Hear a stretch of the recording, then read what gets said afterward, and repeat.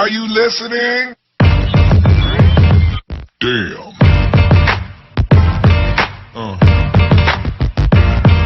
Yeah. Yeah. Another episode of Trash Talk. I'm TJ O'Connor. With me, as always, Damian the Wolverine Hill. And we're being joined tonight by Coty the crippler Milhausen, who's getting ready for his pro debut Friday, December 10th, Mystic Lake, LFA 120. But first, we have to go through the sponsors of the show.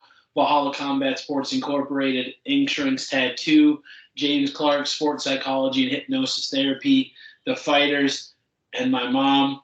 Coty, thanks for taking the time to talk with us. How you doing tonight? I'm doing good. We just got back from our wrestling scrimmage in Wilmer and got a good workout in and really tired, ready for bed. Yeah. All right. Well, we do appreciate the time that you took with us to do this interview. I'm glad that we were able to get it before you start to make that last ditch effort to make weight. Before we start the interview, I kind of want to know, like, what are you sitting at, if you don't mind revealing, and do you think it's going to be easier this time around? It's only been a few months since your last fight. Yeah. I would assume it's going to be easier. Last time was my first time water loading going down. I've never water loaded before, and the old fashioned way. So yeah, it'll be God damn it. Pain in my ass.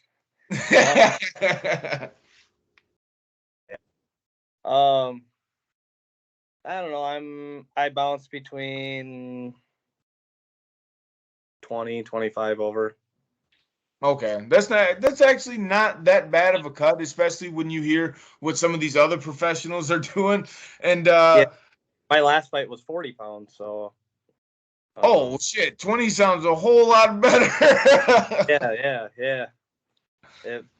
I'm not too worried about it. I haven't really taken any steps to get it down yet, so when I start doing that, I think it'll come off pretty easy. Yeah, no, I like the way that you're doing it now, like especially with the water loading and waiting for that cut, because trust me, I know where I've started the cut weeks out or whatever, and then as you get closer and closer and you're trying to just maintain at that weight, you end up ballooning back up, and it always you end up cutting more than you really want to. It's so, if anybody, that sounded like a bunch of rambling. Hopefully people understand, or hopefully don't understand. Shit, do you know what? I had a question, but TJ, you're gonna take this one. Yeah, you don't know what he's talking about. But Coty, going into this one, this is obviously, like I mentioned in the intro, pro debut. I feel like as far as doing the amateurs right, you did it right. You fought the right guys. You had the right performances. You did everything you needed to. You won some belts here. Hell, you even retired once, came back, did it again. So you've done it all at this point. Going into the pro debut, how do you feel like, as far as skill set wise, now was the time to make that jump compared to even your last fight? Well, I know coming out of retirement, I was at that, I was 5-0. It's like, well, how many more amateur fights can you take? It was that either you got to be all in or you got to be all out.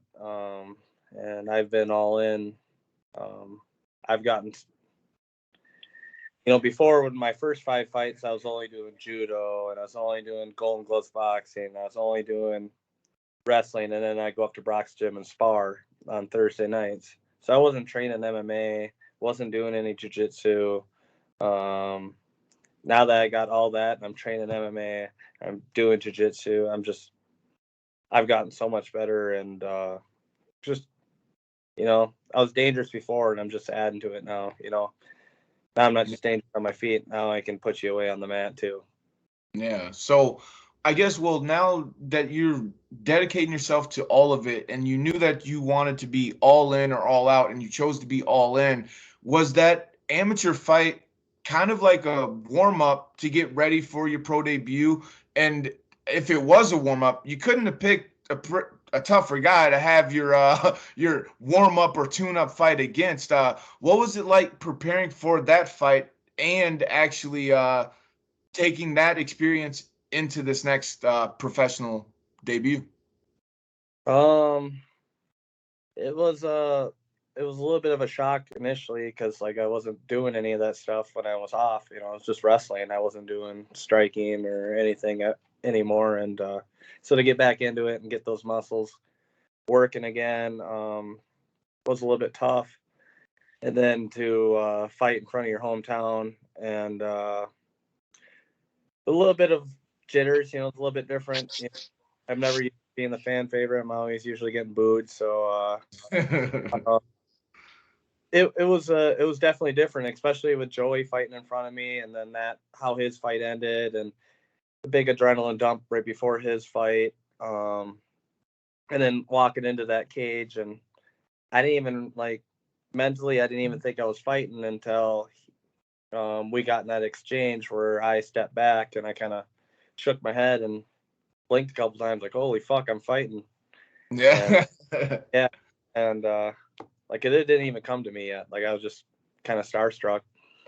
And then was able to put him away right away once I came to it a little bit. And I think that's going to help me with this next fight. You know, I won't have that, you know, dazed look anymore. I think I'll be able to bring that, you know, I'll be able to build off that fight. And I showed that I'm not just dangerous with my hands, you know, I'm dangerous with submissions too.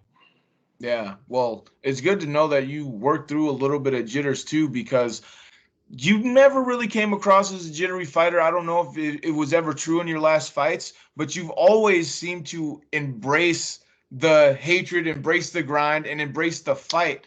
And now that you've worked through a little bit of jitters and you're making your pro debut, do you feel like that specifically benefits you if you do feel any jitters because it is a pro debut? Or do you feel like those are just going to be gone and it's the old Coty Milhausen of before where you just go out there and you fight a guy? I mean, there's always the jitters. You always get nervous. You're always doubting yourself. There's a video that Cerrone put out. I don't know if you've seen it, where he talks about his thought process before stepping out into the cage, and I can relate to it quite a bit. You know, you get there and you're thinking, what the fuck am I doing? Why you start doubting yourself a little bit, and it's everybody's doing it.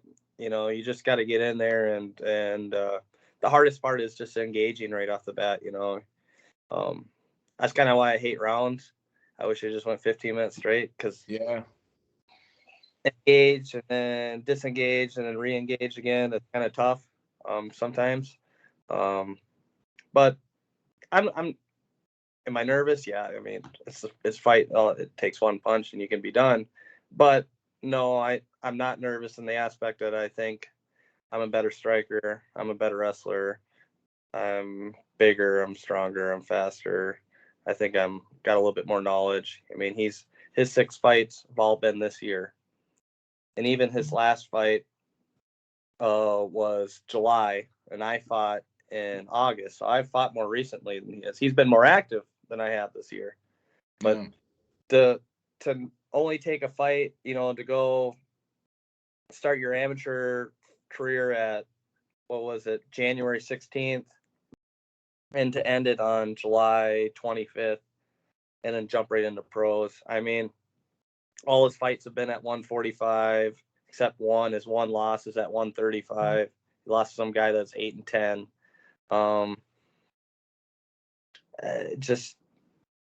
He might be jumping into it a little bit fast. I don't think he realizes how dangerous I actually am. I don't know if he's actually watched any film on me. I've watched his last 3 fights, and it's definitely my fight to lose. Yeah, I believe he's 23 years old, and the way you described, and the way you described his initial run in the game, it seems like a guy that's on a clock, like he has no time to waste, as if he's like close to 40 or in his 40s and doesn't think he has much time left. You did touch on a little bit. You think that he might be jumping into the pros a little bit too soon. Do you? I mean, with his record being a little bit similar to yours, aside from that one lone loss, and the fact that the loss happened down a weight class actually, and he's coming up a weight class for this fight. How do you feel you two match up kind of stylistically? And do you think that he might just have a lot of confidence or might have been training and just flying under the radar this whole time, and he knows something that we don't? Well, to go from 145, and I watched his early fights, he was just kind of a string bean, and to see him now, and he's pretty muscular, makes me think he's juicing. Juice, I don't give a shit. If you want to juice to win, then come get it. I'm not. He's been fighting midgets. I just, he's been fighting little guys. We're fighting the man weights. I think it's going to be a rude awakening for him. I know he posted something, a jiu-jitsu match or something, and he posted something about it's not a matter if he takes you down, it's a matter of when. I watched his last 3 fights. He took one shot, got stuffed his last fight. He's gotten taken down multiple times throughout his fight. And I'm a high-level wrestler. Yeah. I wrestle high-level people. I've been wrestling at the college. We got a very good wrestling team in Wilmer. I've wrestled with Jake Clark over the summer, who's a 3-time Olympic wrestler, 10-time national champion. I'm not. If he wants to wrestle, you're going right into the ballpark. And if you want to stand and bang, I hit pretty hard too. So. Yeah. Sorry, TJ. No, sorry to interrupt, but going in, you're talking about the wrestling. Obviously you went in detail about your last fight, the pressure that came with that fight in the hometown.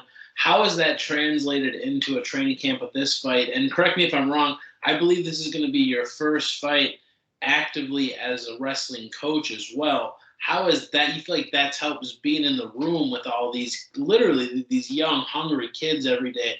How do you feel like that's translated into camp for this fight? Oh, no, I've been coaching I just moved to a different team now. Okay. I used to count all my other fights, my first 5 fights.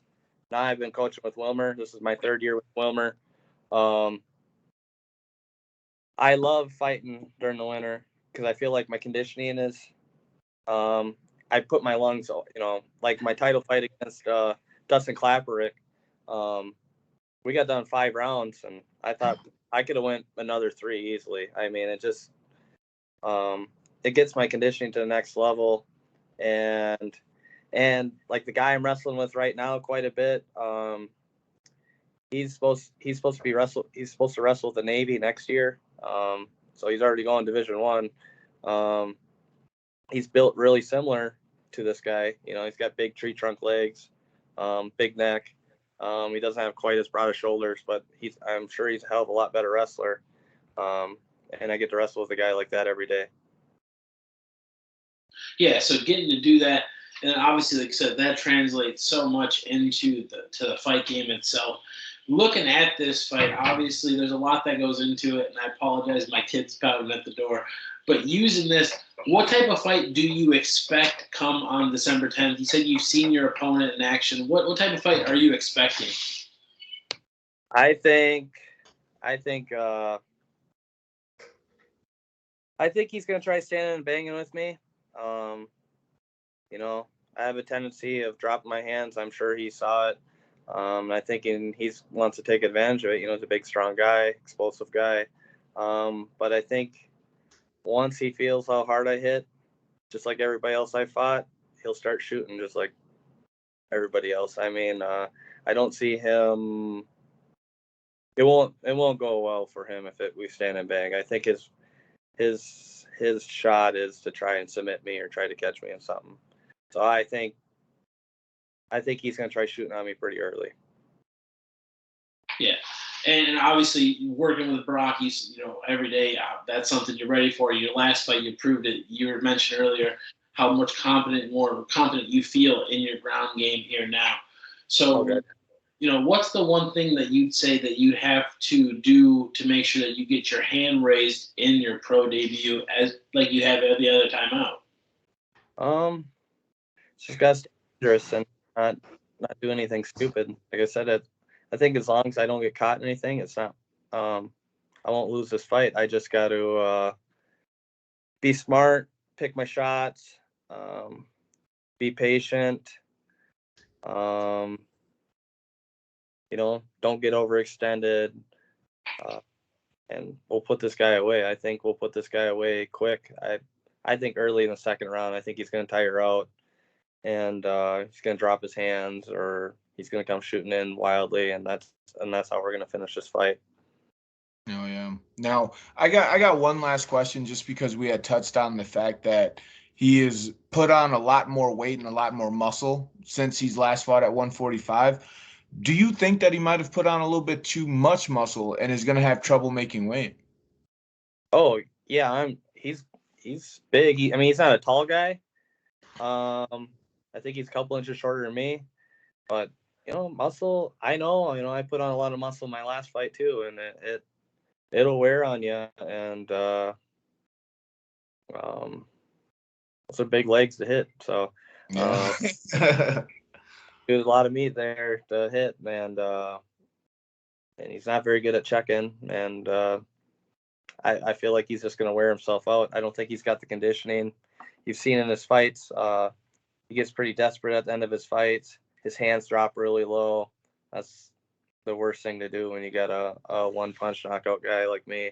I've put people away. I put Clay Udley away late in the third round, and Clay Udley, as you know, is a tough opponent. And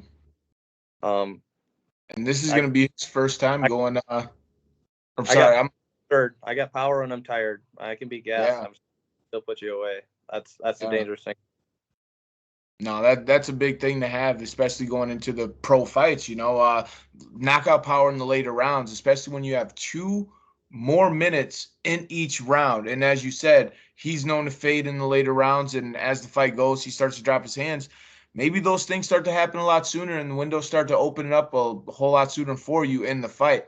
And I really can't wait to see how you perform against this opponent. And I'm excited. I'm going to be there. TJ's going to be there. People watching, you should be there. A bunch of Minnesota Gophers will be there. Hell yeah.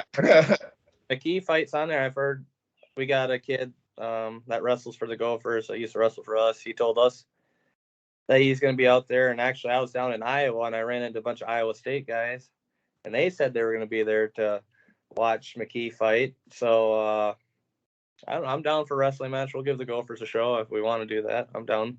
So yeah. All I'm hearing is a lot of people are going to be there, so you better be there. Buy your ticket now. Mystic Lake, Friday, December 10th. It's going down.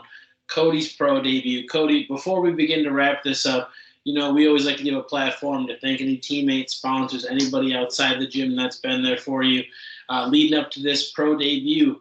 The platform is yours, sir. Let's get my sponsors out of the way. Ann Johnson helped hook me up with some sweet nutritional stuff. Been doing that. It's been helping me with my rheumatoid arthritis that I got diagnosed with, keeping the inflammation down in my joints. Eric Skinlin Trucking, stepping up, helping sponsor me for this fight. My teammates, Thomas Herrera, you've seen some videos of us rolling lately. Angel Pacheco and Joey Hart pushing me every day, and Brock pushing me really hard. Without those last 3, I don't think I'd be the fighter I am. Those guys do a lot for me. My brother who manages me, my kids, this is what I'm fighting for. I'm trying to put a good future up for my girls, and make sure that money's one thing they don't have to worry about, and I think that's what helps motivate me, because I think I got more people that want to see me fail than they want to see me succeed. And I'm doing this for my kids, and they're definitely my motivational for fighting, and like to prove people wrong, and like I said, I don't want my kids to struggle financially, and I'm not gonna let some fucking juice head take that opportunity away from me. So.